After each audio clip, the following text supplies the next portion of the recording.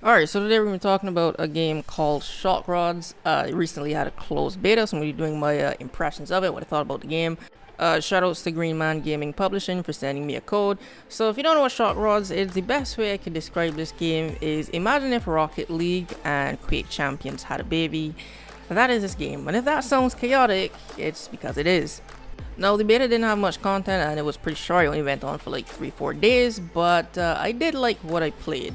It's a pretty neat little indie game. So we're going to start off with the positives straight out the gate, the customization. They gave us 3 different car chassis, a bunch of different tires. I really liked the taunts. They got some pretty popular and commonly said ones. My favorite is the salty emote, but you know, they got easy clap, you mad, nice aim. So yeah, I definitely like the taunts. There are also sound effects for after you kill someone, and there are a good amount of them. So straight out the gate, there was more customization than I was expecting.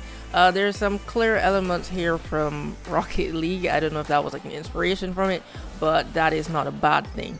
Now in terms of the gameplay, they gave us 3 maps and 3 modes. The football, which is basically kind of like Rocket League with guns, capture the flag, and deathmatch, which is, you know, basically a free-for-all. The gameplay is good. It feels pretty smooth, didn't have any hiccups or anything. Ran a smooth 60 FPS, didn't stutter. Did come across 2 bugs where the ball disappeared in football mode, so it basically turned into team deathmatch after that. But other than that, this was straight up fun. I think putting the cars so you got a lot of momentum and the Rocket League type movements, you can be boosting in the air and flipping, and putting it in an arena style kind of adds that little bit of competitive aspect. This was like chaotic fun because you can go with up to 12 players in the deathmatch mode. So yeah, I had a lot of fun during the beta. The power-ups were also something that I liked. There were 3 of them, I think, that were pretty unique to me. First one was you get like a bulldozer attachment for the front of your car, so you could now ram people while shooting them. The second one was in the capture the flag mode, where you could actually pick up like a mobile wall and you could put it down to block an entire lane, so that was really useful. And the last one was a pickup that gives you twice the amount of damage. Now what I liked about that is if you actually killed the person that had that power up before it timed out, you could actually pick it up for yourself. So you could actually, you and your team could target whoever has the double damage power up and actually take that for yourselves, so you get the upper hand. I thought that was pretty good. And the last thing is the graphics. The graphics look pretty good, and the colors and the explosions and the pickups.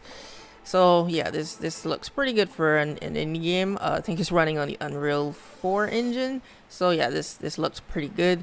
And for this recording, I'm running it on medium. I prefer performance over looks, but trust me, it looks a lot better when you put it at ultra. But yeah, that's it for the positives. So for what I didn't like, so first thing is going to be player count. In the deathmatch mode is fine because it's free for all, it's pretty chaotic and it's fun because your only objective is to get kills. But some of the other game modes which actually have objectives, the amount of players and the amount of chaos that there is, the fun aspect tends to go down, and it kind of gets more frustrating because you're trying to capture a flag and there's like 12 other people trying to kill you at the same time. So I adjusted it to 6v6 and it played a lot better. So maybe for the full game they could make the objective based mode have less players, because trying to apply strategy when there's so much chaos going on, it just doesn't work. Second thing is going to be spawns for the capture the flag mode. You respawn too quick, so again that's kind of adding to the chaos. So I think if they could do it at other games where you take like 5 maybe 6 seconds before you respawn, and also have a separate spawn area. For the football mode, you spawn above the match and then you have to drive and drop down into the map. I think it should be like that for all the game modes, especially team deathmatch, because you spawn in this one room and that's a room that everyone has access to. So some people are just in there waiting for you to spawn. And the last thing is going to be the maps. I didn't think the maps flowed that well. They also didn't look that well visually, but in terms of how they played and flow, it wasn't that great. I'll probably have to say the team death match or football matches were better. The capture flag was the worst of the bunch.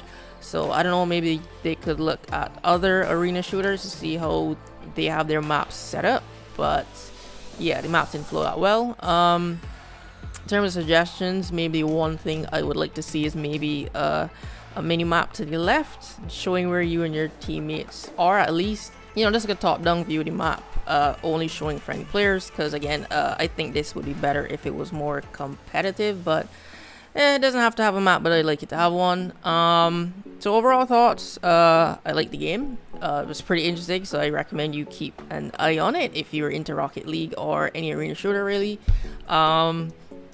The date hasn't been announced when it's going to be released, so I don't have anything on that, but I can see this game appealing to the competitive crowd because it's, you know, it has that arena shooter style, which I like. So, you know, if they balance the game right and add certain elements, I definitely think I could see this having some of those like Twitch tournaments or whatever if it picks up a following. But yeah, that's it for this video. So hopefully you found this helpful. If you heard of the game or you played it, you can leave a comment down below letting me know what you thought of it, and subscribe for more gaming reviews. Thanks for watching, and I'll see you in the next video.